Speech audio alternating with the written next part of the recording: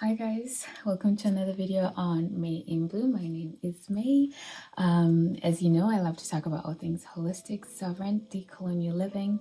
First of all, I'd like to say welcome to all the new subscribers here. I really hope that you're finding what you were looking for, what you resonated with here, and that you continue to do so.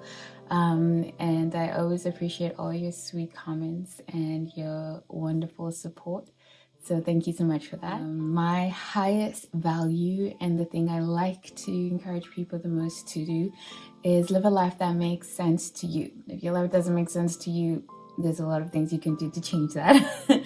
But more than that is live a life where you know that you get to create your life. You get to form your next steps. You get to choose how you want to exist here, what you want to think about while you're here, and what you're going to do about your one glorious life. And I love to feel that in all the things that we do, that we're living intentionally and we're choosing instead of feeling like we're just following along. Like you're creating your pace, you're creating your path, and you're creating your purpose in life. Like, why are you here? What are you doing? And why does that matter? I asked you guys in the last video I made about how decolonizing death helped me to live a more courageous life. I asked if you wanted to see more talks around this, and I wanted to make this as an addition to that. In a way, my decolonizing death is also about decolonizing my spirituality, like leaving religion or organized religion. So it was about like leaving a framework or a way of thinking that then freed me to imagine a different way of existing, imagining why I was here, what my purpose was, and how I could exist here.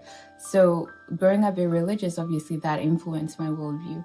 I'd also like to say that with everything I share, please just take what resonates. Like there's nobody that thinks in a way that will make you feel like 100% everything they feel, but that shouldn't discourage you from taking what makes sense to you. Like life is more a buffet than an ordered meal where you have to eat everything or like take everything on the created meal. So that's how I try to live. Like I will listen to most people. I'll give everybody a chance most times because I know like there's probably something that I can use, I can learn from, I can use to reflect on my own positions in life, right?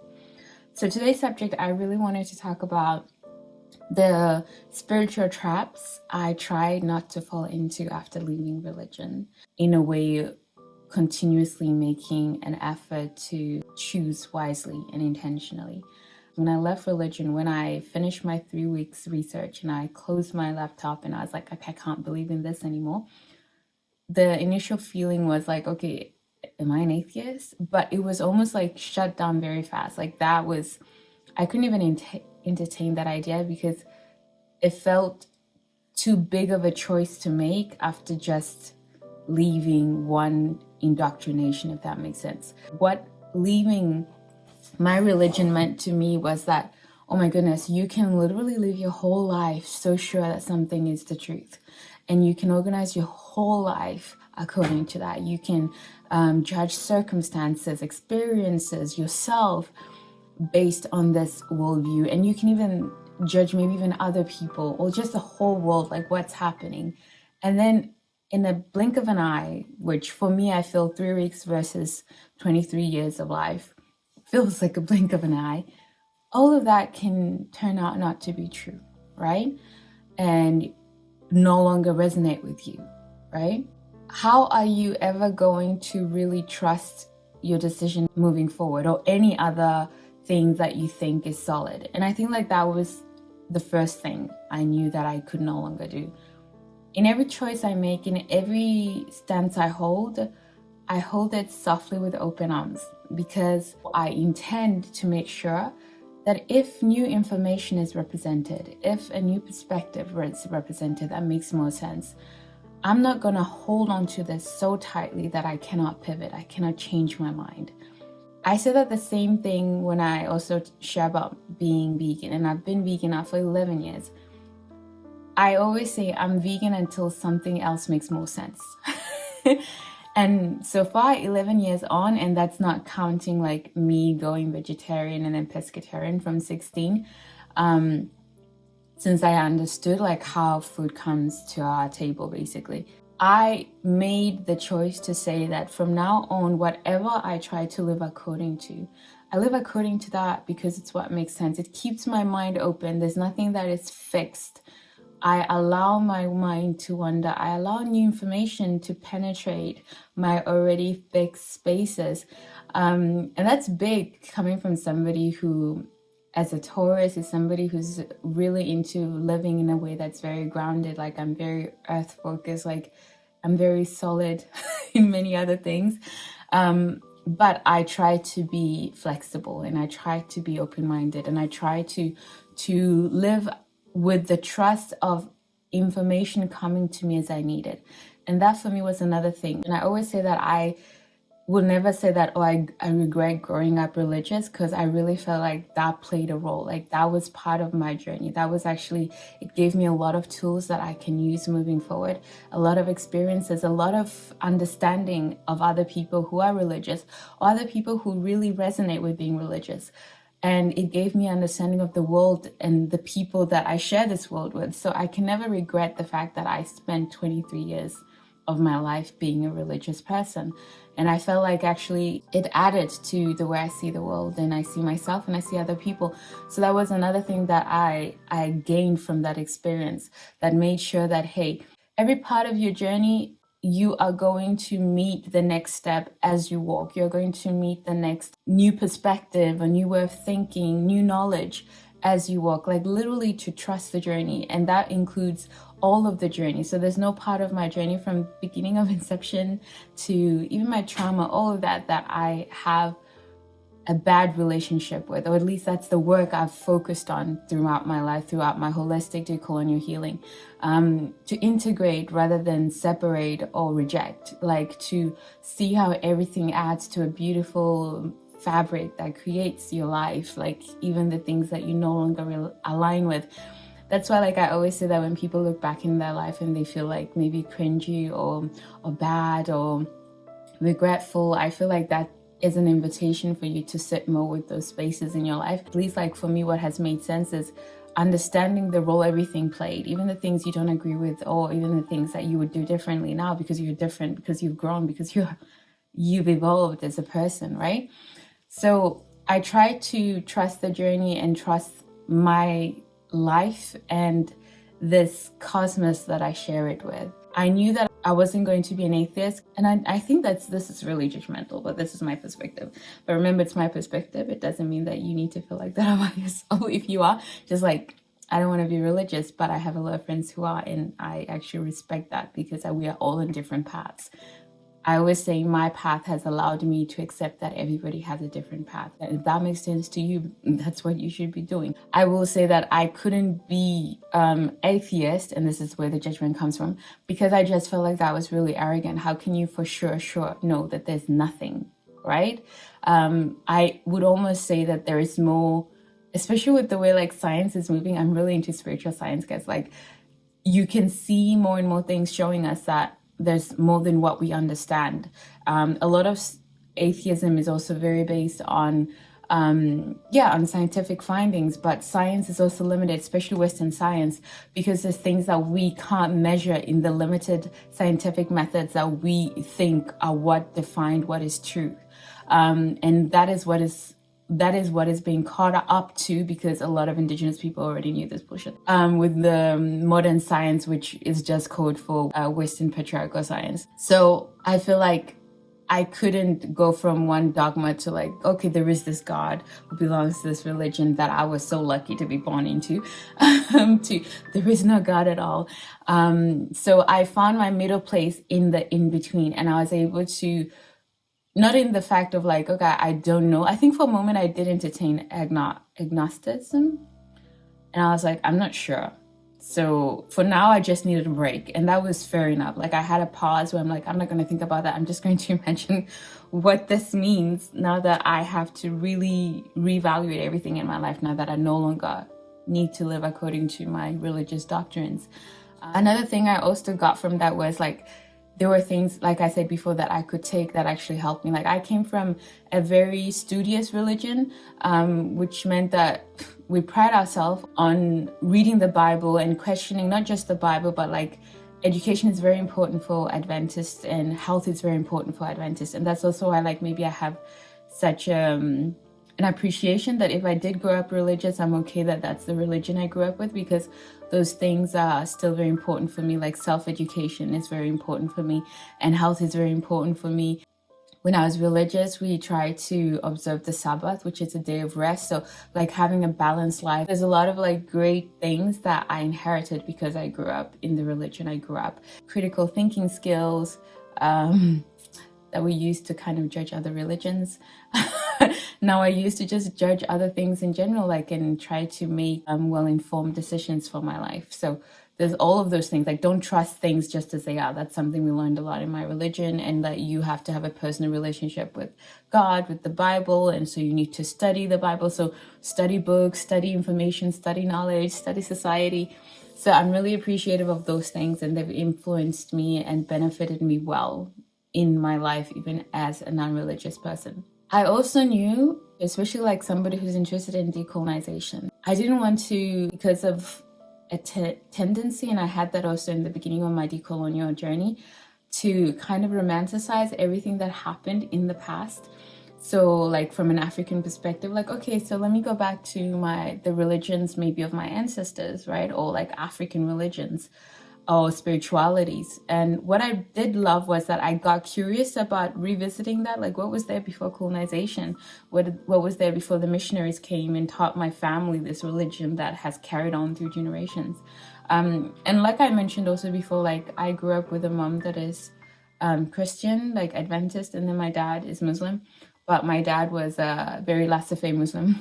Like the only thing I think I inherited from his side is more like my middle name. He wasn't like a studious Muslim, so it was mostly my mom that got to influence, and then I got baptized, and then, you know, the kids now are on this religion.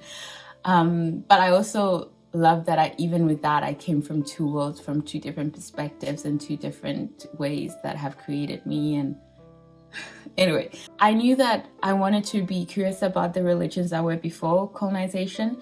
And I really, really resonated to animism. And it's actually only recently that I understood that animism is just that the belief that everything is alive. You believe in the consciousness of many things, which is interesting because, again, coming back to full circle moment, I was talking to my partner about this.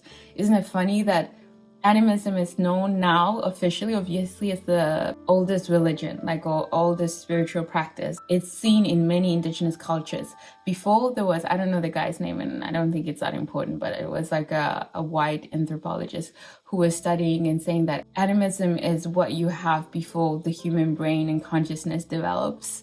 And then we move on to more sophisticated religions. Then you go to polytheism, and then monotheism, and then like maybe even like rationalism. So it's like the beginning of like the progression, which is supposed to lead us somewhere else. You know, of course, you know, it's a white man talking. But now with new found knowledge, because there's a lot of people who've continued even despite development and civilization to practice animism, and also with what we're finding in quantum physics and spiritual science, there is more understanding that actually it's almost full circle. We are observing consciousness in plants, in the earth itself, and so it's almost going like full circle. Who'd have thought? It's kind of like being sold what they colonized us out of and shamed us out of, and then like using their own methods to be like, oh, and then selling it to us as newfound knowledge. At this point, it's just entertaining. But basically, so I was researching all of that, like animism, and I was really interested in that. And I think in a way, like what I do have, like from a spiritual point, like when I do believe that there is like a higher consciousness and there is whatever we need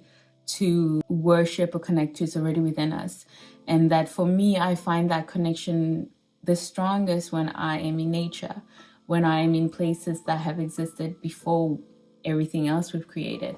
And also within my own spiritual practice, which for me is also about living a mindful life, trying my best to live from a place of good and pure intentions, but not from a place of good versus bad, because I also believe that like the motto I always say, like, be kind, but also take no shit, like in duality, but like non-duality at the same time. Like everything has its purpose, and to live in that way, and to live in harmony with yourself so you can live in harmony with those around you, in harmony with nature, and to live holistically because everything plays a role in the bigger whole.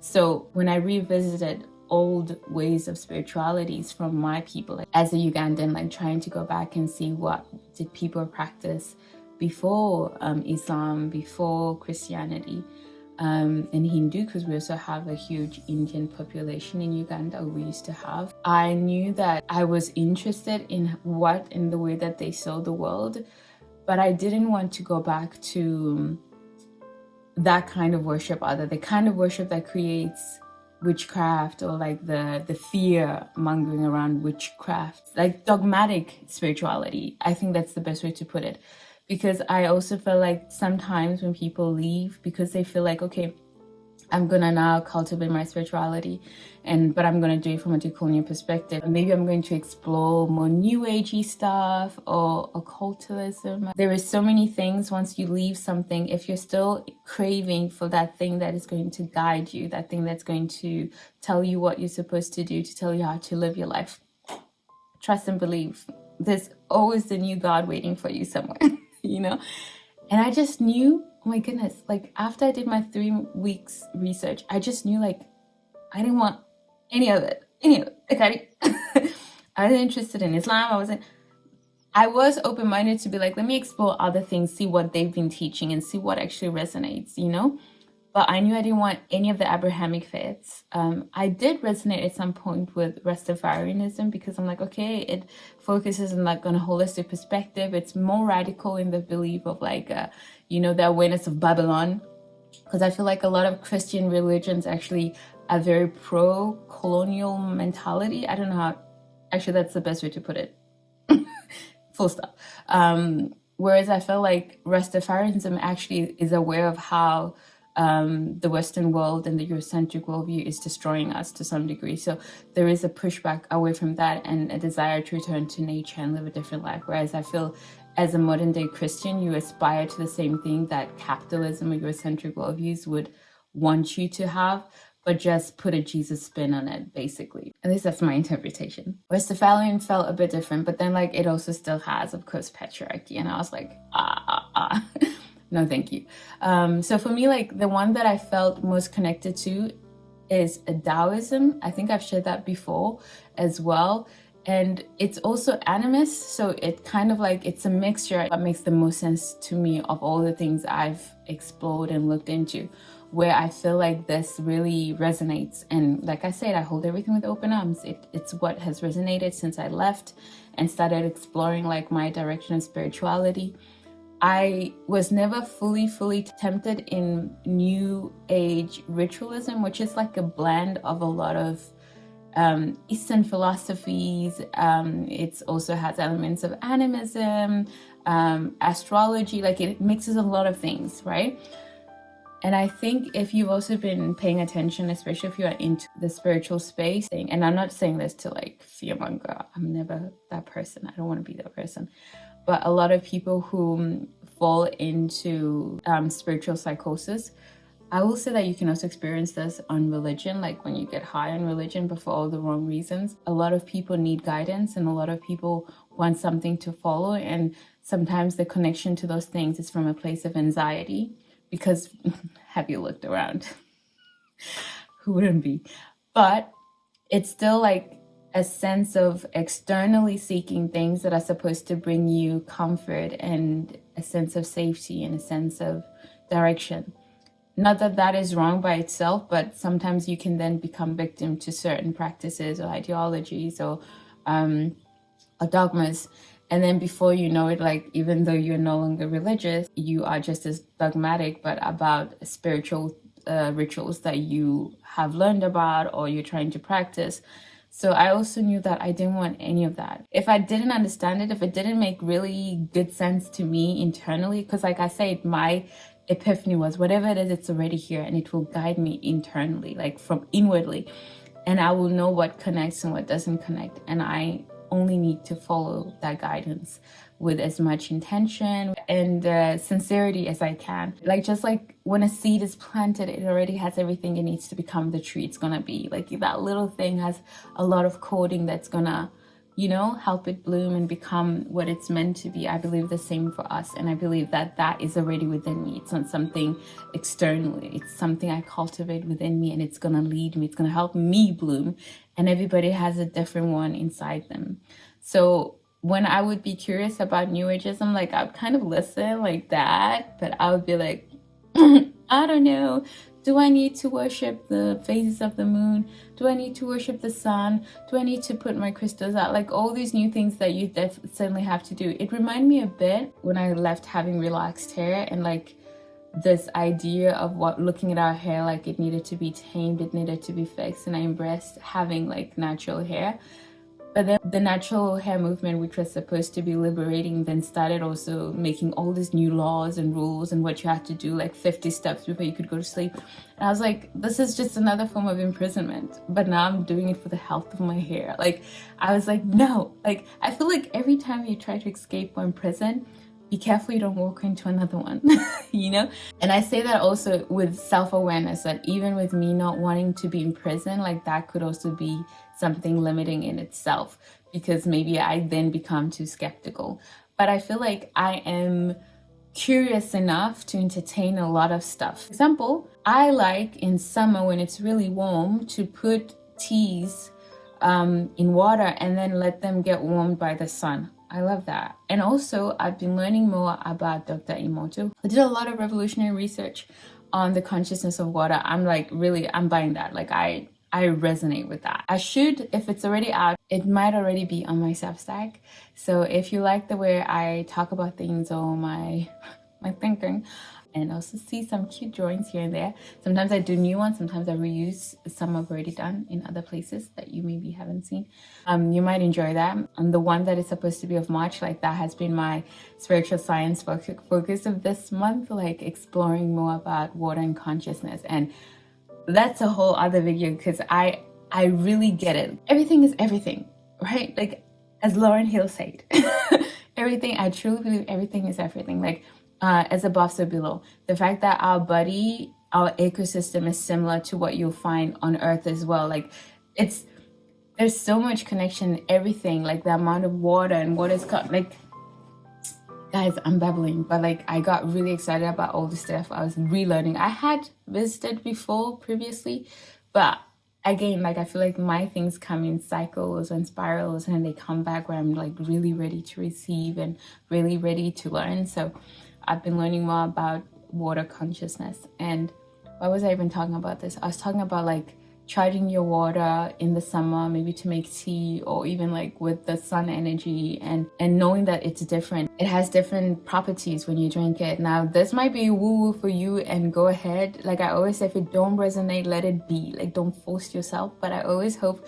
that you live life from a place of like playful curiosity, but like, what if, like nothing is black and white. Like try out some stuff and see, but with caution, you know. Trust yourself also to know if something is really, I feel, repulsed, not because it's maybe wrong for everybody, but not your stuff, you know. So doing that, I could connect to that.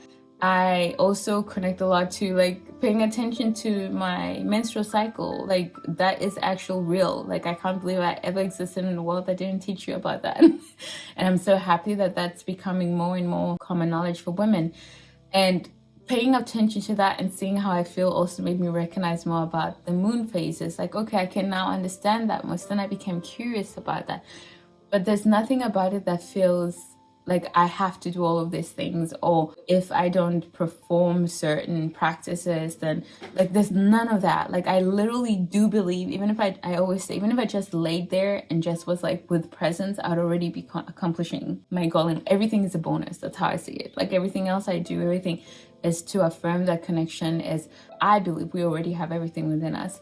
There's some things that amplify that connection, there are some things that help us feel more connected to it, but there's nothing that is going to give it to you. And that's why when you leave maybe dogmatic religions and you are still searching externally, you might be in for a rough ride sometimes. You might be called into maybe even things that could resemble cults. I don't know if you guys remember that guy who used to be on YouTube, because I'm an OG YouTube. Like I'd be peeping in different communities every now and then. Like I remember watching Nature Boy, and this guy was really interesting to me when I started my decolonial journey. Like I was having my natural hair, I was becoming vegan, you know.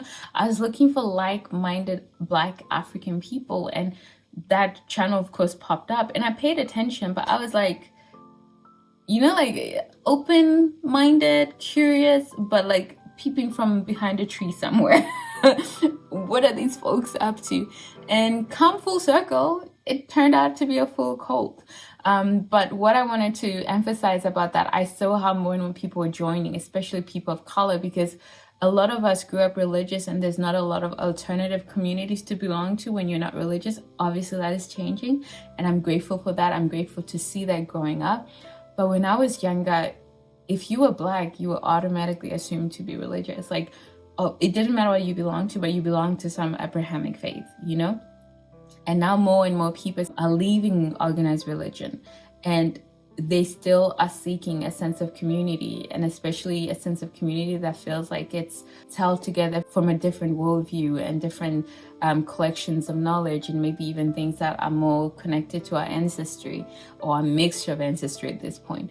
So that's what I'm saying, that sometimes if you leave but you're still looking to be led, you might fall into traps of other people willing to lead you, happy to lead you, happy to take all your belongings, even to say that we're creating a new earth or a new way of life, but it's just the same shit packaged differently. It's still somebody trying to sell you spirituality or your connection to divine, and not just divine nature as it is, but also divine knowledge, which I also feel, again, like I say, like the seed of an acorn tree is also like us. Like we have that divine, we have access to it if we allow ourselves.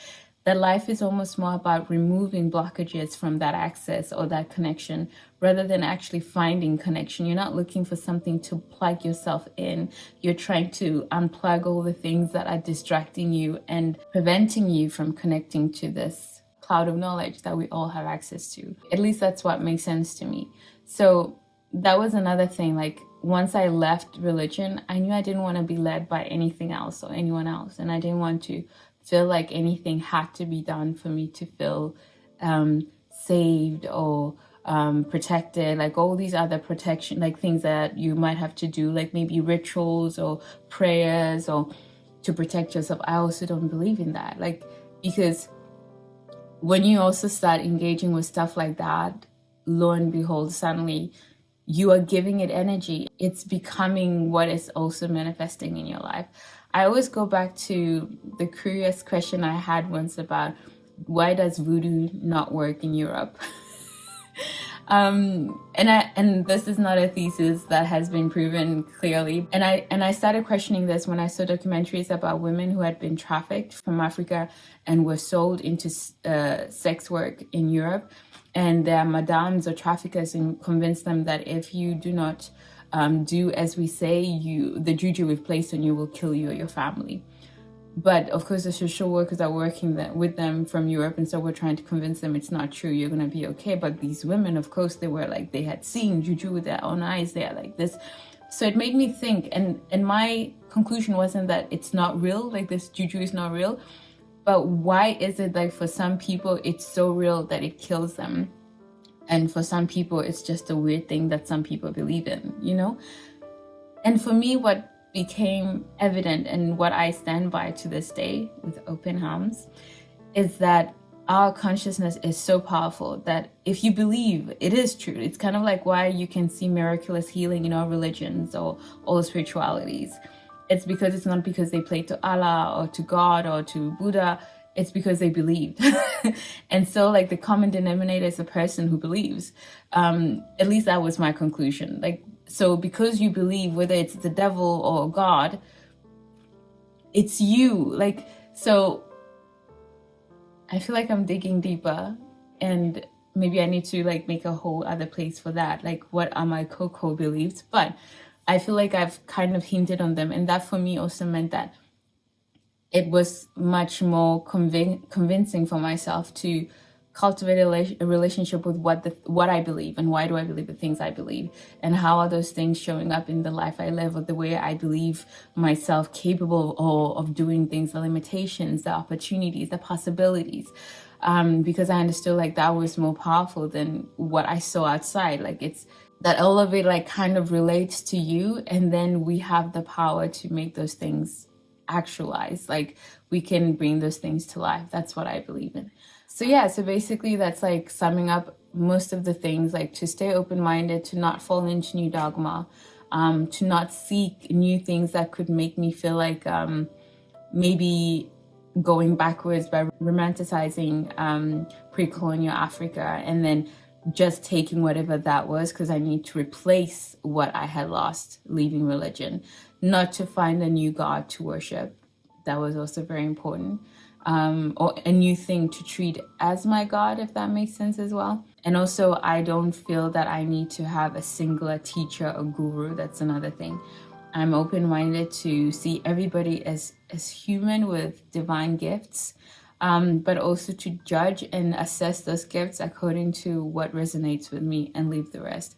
I'll be happy to listen to this guru, that teacher, whatever, and just see like, okay, that makes sense. Okay, that doesn't make sense. I don't need that to have everything packaged from one spirituality or point of view or guru or perspective, because I feel like that was also what made my religion not stick, because it was offering the absolute truth. And then when those things started failing at the seams or things didn't make sense or there were contradiction, I couldn't believe in it because the whole point was that it was absolute truth. So I don't believe there's any absolute truth. That's why also I can still use the things I learned in religion, because I know that it doesn't have to be held to that level of such rigid boxing, you know, like either it's fully truth or fully wrong. There's stuff to learn from everything, even post-religious, even in spiritual teaching, even in people you disagree with, even politically, even spiritually, socially, whatever. Like I will hear things out to a certain degree and then make my choice accordingly. And also, like I said, having an open-minded approach to life, open-handed hold to the things that guide you, also means that if I do find something that is compelling me in a different direction, I'll give it a chance as well. But that hasn't meant for me that I'm like zigzagging left and right. And I feel like if you followed me a lot on my channel, you'd see that to some degree. Like I feel like very consistent in my perspective and view, but I'm always like curious about other things, and then maybe I might make tweaks. But it also remains what resonates for me, what is the truth, is like quite aligned, and it continuously is so, but without being forced to be so. I feel like in that approach, I've been able to learn a lot more, and I love learning now. And I love that my whole life isn't just in one Bible that I'm trying to understand from different perspectives, but that I can read thousands of books if I wanted to, talk to thousands of teachers and people with perspective.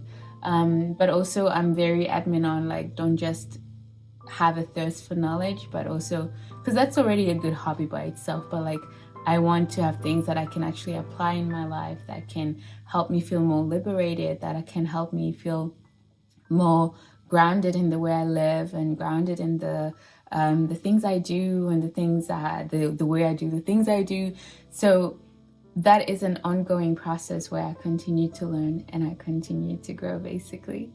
But anyway, guys, so I just wanted to share that with you. I hope it's of benefit, even for you. Maybe if you've recently left religion, that you are very conscious about what you might be having a need to replace it with. You know, it's an opportunity for something new, maybe not an opportunity to replace it exactly with what it represented in your life. But that it allows you to choose wisely, even if you do get into New Ageism or pick up a few rituals or a few practices that make you feel grounded, but that they don't become your God or your Lord, unless that's what you want. Like I say, like it's your path, it's your journey, like it just needs to make sense to you, basically. And if it sincerely does make sense to you, then if you like it, I love it, as they say. But anyway, I hope this has been of benefit. Do share your own perspectives on that, especially if you've also left religion. Like, what has that felt like for you in terms of how have you stayed aligned? How do you, maybe I could have also talked more about like, how do I actually feel safe, feel protected, feel assured? But I kind of feel like the video I talked about, like decolonizing death, kind of really gives you an idea of where my mind is. But I also believe in sovereignty, spiritual sovereignty. So that kind of covers spiritual protection, that you have the ability to welcome or not welcome certain things according to what you believe in, you know, if that makes sense. I'm still curious about that area, so I'm not going to say too much, because even for me, it's something I'm still exploring, but I feel confident in that pursuit. I feel confident in my spiritual integrity as far as like feeling safe and feeling loved and feeling cared for. And I think I focus more on that than feeling the need to be protected or saved from dark, like, you know. And I feel like that kind of balances it in a different way, because my intention is different. Instead of saying I am protected, I always say I'm safe, because protected means that I'm also giving power to things I need to be protected from. Does that make sense? Anyway, there's a lot to talk about in that perspective, but I hope this has been of benefit as always. If you ever need like somebody to hold space and help guide you through those things, I also offer holistic decolonial sovereign sessions. You can always check that out on my website, Bloom Baby Bloom.